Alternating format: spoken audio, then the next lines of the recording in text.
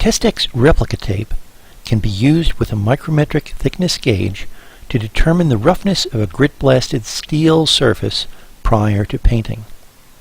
The tools you will need to do such a measurement are a thickness gauge, at least one roll of replica tape, but preferably two, one coarse grade and one X-coarse grade, and a burnishing tool. Be sure the gauge is one that has been specifically designed for use with replica tape. A gauge measuring in thousandths of an inch, or mils, looks like this. A metric gauge measuring in micrometers, or microns, looks like this. Select the grade of tape that is closest to your target profile. If your target profile was, say, 3.5 mils, or equivalently 90 micrometers, you would select X-coarse grade. If your target was 1.5 mils, about 38 micrometers, you would select coarse grade. Here our target profile is between the two. We'll try the X-coarse grade tape first. Before doing anything else, we need to set up the gauge. This is as simple as first making sure the anvil and contact surface are clean, and then presetting the gauge to subtract the thickness of the incompressible layer. On an inch gauge, this means presetting to -2 mils or +8 mils. On a metric gauge, this means presetting to -50 micrometers or +150 micrometers. To make sure everything is working properly, pre-gauge a piece of tape. If you're using X-coarse grade, you should see a thickness between 5 and 6 mils.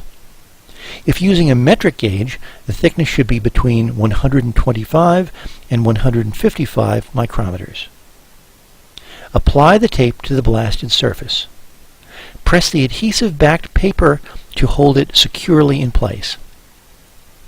Firmly compress the replica tape with the smoothest surface on the rounded end rubbing tool provided, applying sufficient pressure to produce a replica with a uniform pebble grain appearance.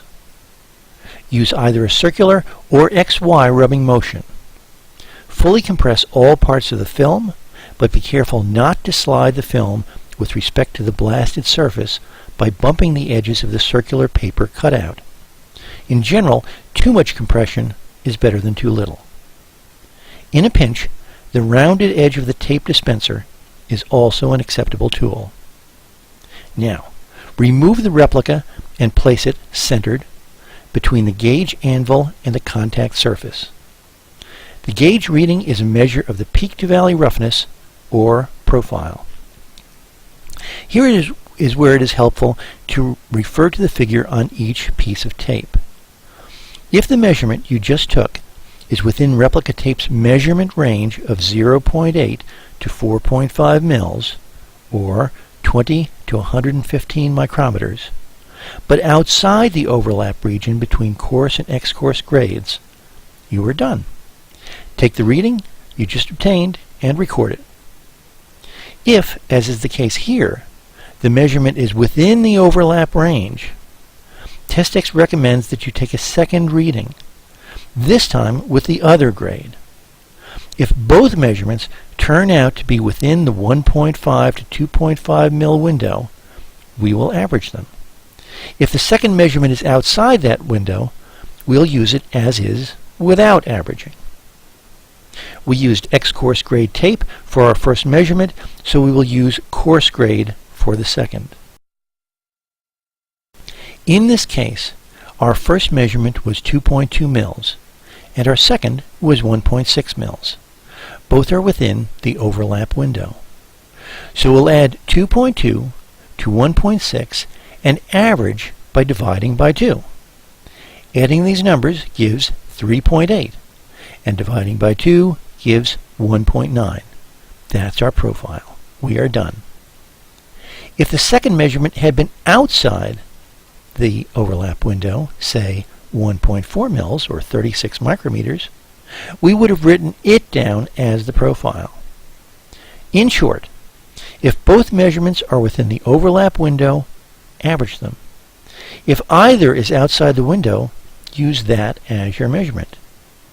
Remember, all the numbers you need in order to use the averaging procedure are on the tape itself.